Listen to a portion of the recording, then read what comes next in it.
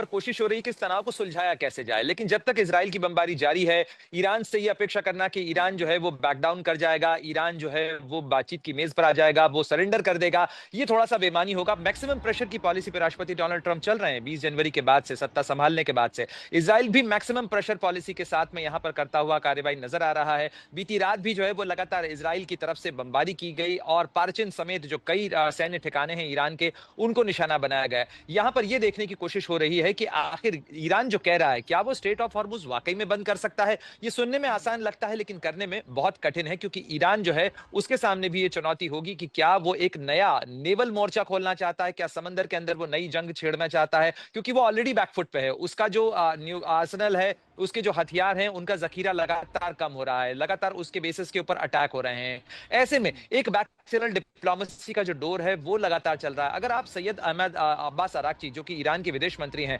उनके दौरों का सिलसिला देखें तो बीते 3 दिनों के अंदर वो 3 राजधानियों के अंदर नजर आए हैं, 3 बड़े शहरों के अंदर नजर आए हैं। वो नजर आए हैं जिनेवा के अंदर, वो नजर आए हैं इस्तांबुल के अंदर, और आज वो मॉस्को के अंदर मौजूद हैं। हमें रूस के राष्ट्रपति व्लादिमीर पुतिन के साथ उनकी मुलाकात होनी है और ईरान को लग रहा है कि अब मदद का एक सहारा रूस हो सकता है। रूस की तरफ से एक सख्त बयान भी सामने आया था संयुक्त राष्ट्र सुरक्षा परिषद के अंदर। रूस और चीन ने एक प्रस्ताव लाने की कोशिश भी की थी, लेकिन आप यहां ये देखिए कि ईरान के साथ में पिछली बार हमदर्दी रखने वाले जितने भी यूरोप के मुल्क थे, वो भी कम से कम ये जरूर कह रहे हैं कि ईरान को परमाणु हथियार रखने का हक नहीं है। यहां पर कोई भी ईरान को क्लीन चिट देता हुआ नजर नहीं आ रहा है कि उसका कोई न्यूक्लियर प्रोग्राम नहीं था, जो ईरान कह रहा है। इसका मतलब है कि कहीं ना कहीं जो है ईरान को they have lot to explain, और इसलिए जो है ये मामला उलझा हुआ नजर आ रहा है। यहाँ पे काफी पेचीदगियां नजर आ रही हैं। जी। अमेरिका यहाँ पर अपना जो नेवल बेस है, वो नेवल जो एसेट्स है, वो पहले ही मूव कर चुका है। बिल्कुल सुमित, प्रेरणा, देखिए जो सब कुछ उलझा नजर आ रहा है, इसी को थोड़ा सा सुलझाने की यहाँ हम कोशिश करेंगे, लेकिन जरा आपको ग्राउंड पर लिए चलते हैं। शिवानी हमारे साथ, हमारे सहयोगी इस वक्त जुड़ चुके हैं।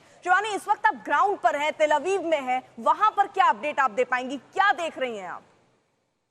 देखिए, मैं सुबह से लगातार कोशिश कर रही हूँ देखने की, समझने की तेल अवीव की सड़कों पर आकर क्या हलचल है, क्योंकि सुबह 3 बजे एक सायरन आया, जिसके बाद शेल्टर में जाना पड़ा लोगों को। और उसके बाद ये खबर आई कि 2 जगह पर बड़े हमले हुए हैं। हालांकि यहाँ तेल अवीव में इन हमलों से किसी बड़े डैमेज की खबर नहीं है, कोई पुष्ट खबर नहीं है, लेकिन ये बताया जा रहा है कि वो एक तरह से ईरान का एक अटेम्प्ट था। अगर किसी बड़े हमले को करना है, उससे पहले वो असेस करना चाहता था। तो पूरी तरह से कॉशन यहाँ पर बरता जा रहा है, बहुत सावधानी यहाँ पर बरती जा रही है। और होम फ्रंट कमांड की तरफ से लोगों को ये कहा गया है कि आपको बेवजह बाहर नहीं निकलना है, एक्सपोज नहीं रहना है, आपको शेल्टर्स के नजदीक रहना है, और जैसे ही सायरन्स आते हैं आपको प्रोटेक्टेड स्पेसेस में जाना है। तो वो जो एहतियात है वो यहाँ पर बढ़ता जा रहा है इजराइल की तरफ से। और अपने जो काउंटर अटैक्स हैं, यानी कि जो अगर ईरान की तरफ से मिसाइल्स आती हैं तो उनको न सिर्फ यहाँ आने से रोकना है, बल्कि ईरान को और ज्यादा कमजोर कैसे करना है, उसके लिए भी लगातार इजराइल अपने जो एयर अटैक्स है उनको आगे बढ़ा रहा है।